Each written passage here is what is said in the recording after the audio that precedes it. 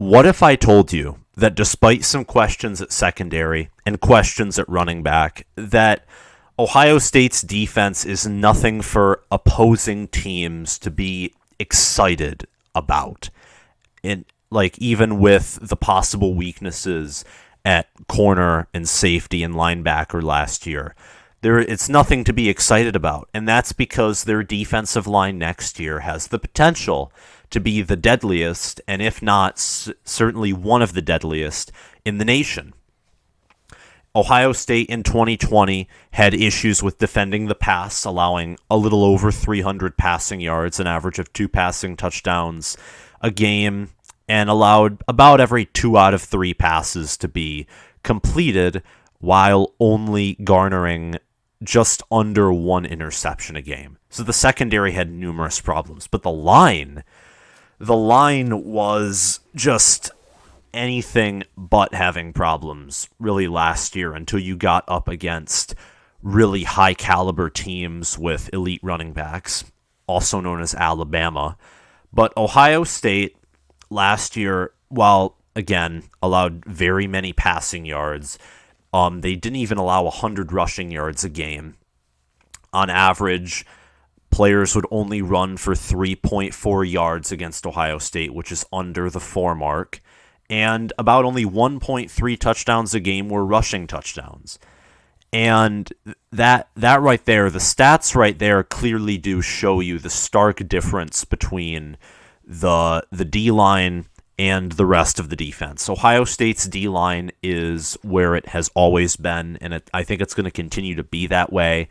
This season, they're at peak performance. They have an excellent coach in Larry Johnson, and we'll discuss some of his recruiting later, but they have an excellent coach. They're the player with the most sacks last year was Jonathan Cooper, who is moved on to the NFL with 3.4, and he had another player who had 3.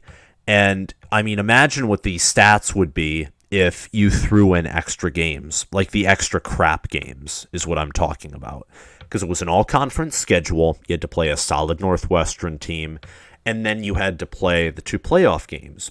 And that's only 8 games out of the potential what would have been 15.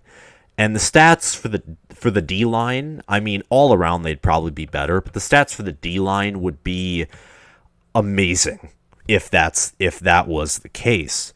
And the fact that you return 2 starters from that line, if you're an Ohio State fan, Ohio State returns 2 starters from that line, defensive end Tyreek Smith and defensive tackle Haskell Garrett.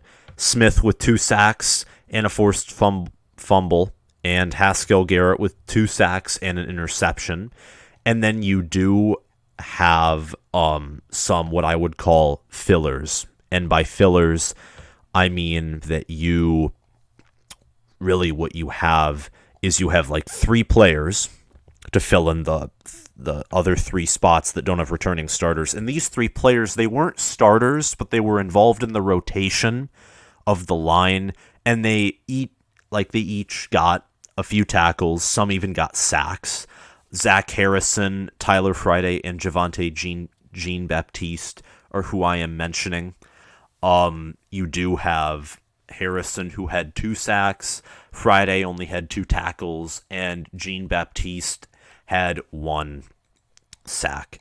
So I think, despite them not being starters, it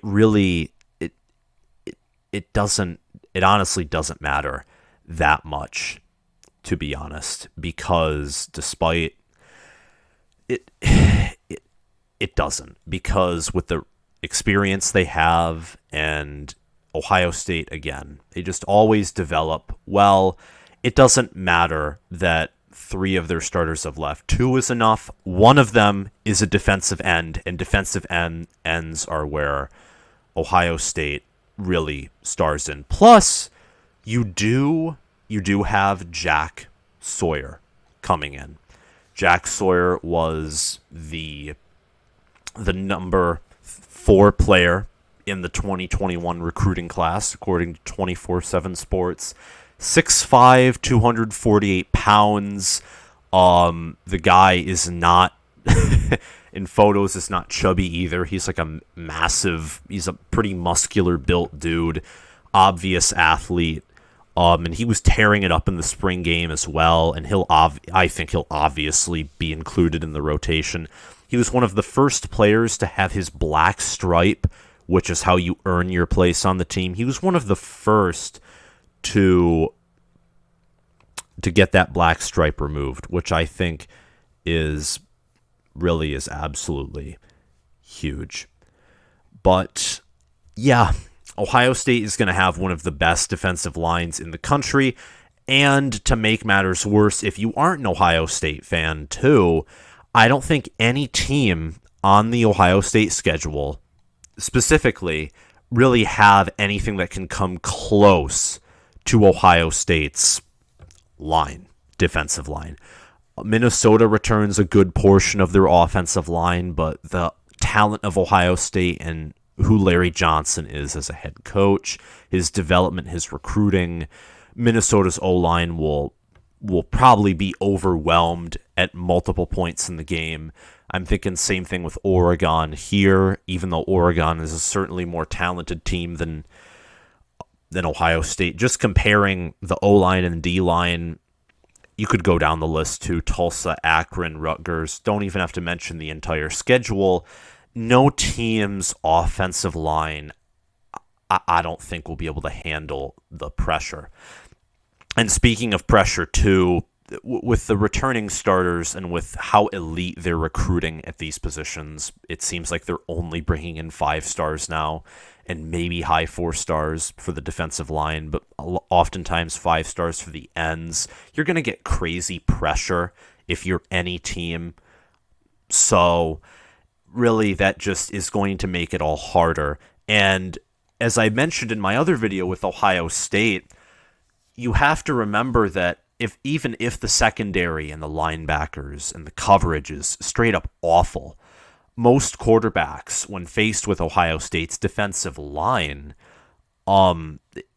it won't matter because the pressure, the sacks, it will all balance out with a meh or bad secondary is what that will do. And most teams, like I gave the example with Penn State or even with Indiana, Michael Penix Jr. and Sean Clifford aren't going to be able to constantly drive down for touchdowns, because when you have to heave the ball on 3rd and 20 when 4 elite, like 4 or 5-star well-developed NFL level players are coming at you, it's not going to be a catch every time, even if the coverage is bad, because when you heave the ball on a 3rd and 20, even a bad safety can recognize what's going on and not be a sitting duck.